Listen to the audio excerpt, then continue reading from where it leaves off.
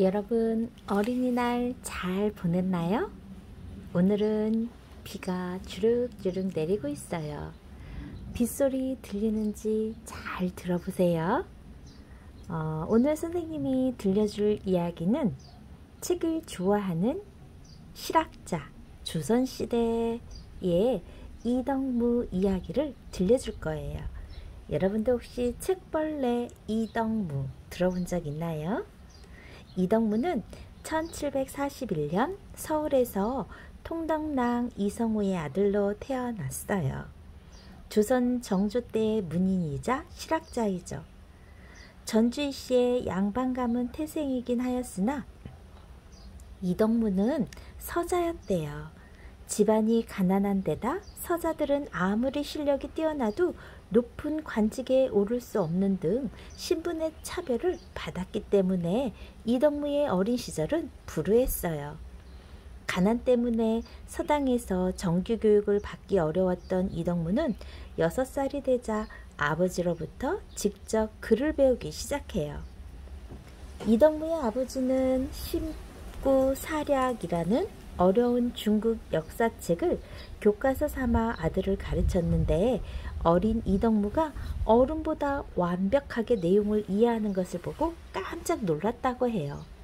태어날 때부터 몸이 약했던 이덕무는 자주 병치레를 하기도 하였지만 그를 깨우치자 책 읽는 재미에 푹 빠져서 아무 책이든 닥치는 대로 읽어나갔대요. 얼마나 책 읽기를 좋아했는지 하루는 해가 졌는데도 그가 집에 돌아오지 않아 식구들이 그를 찾아 나섰어요. 한참을 찾은 끝에 관청에 벽 밑에 쪼그리고 앉아있는 이덕무를 발견했죠.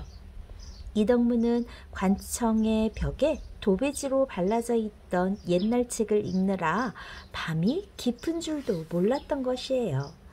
이덕무는 모르는 문장이나 글자가 있으면 집안의 어른들은 물론 학식 높은 학자들을 쫓아다니며 그 뜻을 완벽하게 이해해야 직성에 풀렸다고 합니다. 그렇게까지 하고서도 뜻을 제대로 이해하지 못하면 엉엉 울었다고 해요. 또 벽에다 해시계를 그려놓고 동네 아이들과 뛰어놀다가 시간이 되면 집에 들어와 스스로 정한 시간까지 큰 소리로 책을 읽었을 정도로 책벌레였다고 합니다. 선생님이 지금 들려주는 사람이 누구라고요? 맞아요. 책을 좋아하는 실학자 이덕무. 그나마 아버지가 세상을 뜨자 어머니의 삭바느질에 의해 어린 동생들과 살아야 했던 이덕무는 더욱 가난해져 책 한 권 구해 읽기가 하늘의 별 따기만큼 어려워졌대요. 다행히 이 무렵부터 이덕무는 서자 출신으로 환경이 비슷한 박제가, 유득공 등과 친하게 어울리면서 학문을 이어나갈 수 있었다고 합니다. 16살이 된 이덕무는 무인 집안인 백사광의 딸과 혼례를 올렸는데 부인의 남동생이 그 유명한 조선무사 백동수였대요.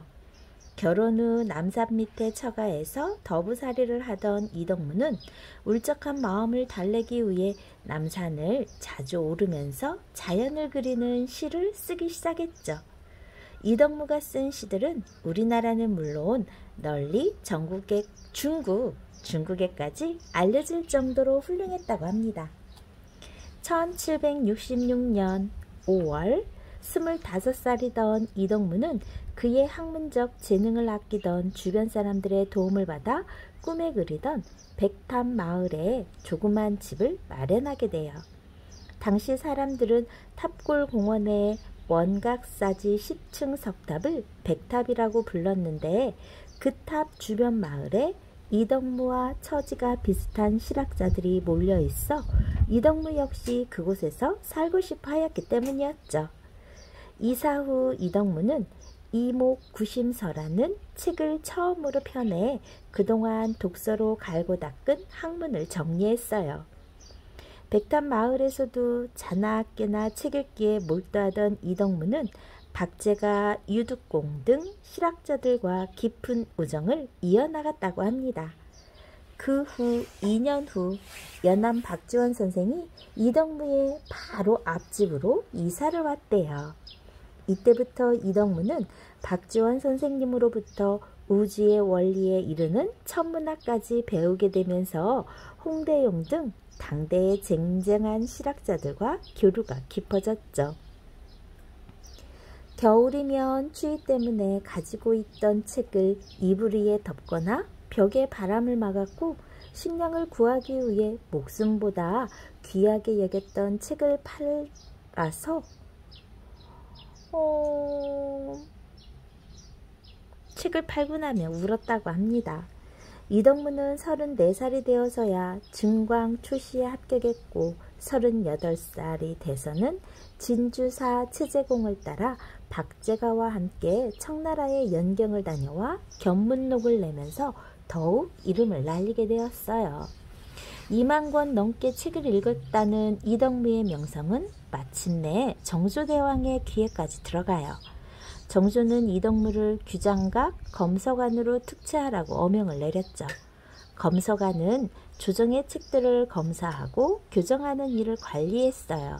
남들이 보기에는 낮은 직위에 불과했지만 이덕무는 더 많은 책을 볼 수 있다는 욕심에 기쁜 마음으로 검서관 일에 최선을 다했습니다.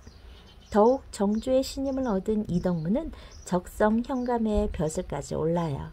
천하민 무사 백동수와 무술서인 무예 도보 통지를 편찬하기도 했던 이덕무는 1793년 겨울 과로에 겹친 감기를 앓았다가 갑작스럽게 세상을 떠나고 말았어요.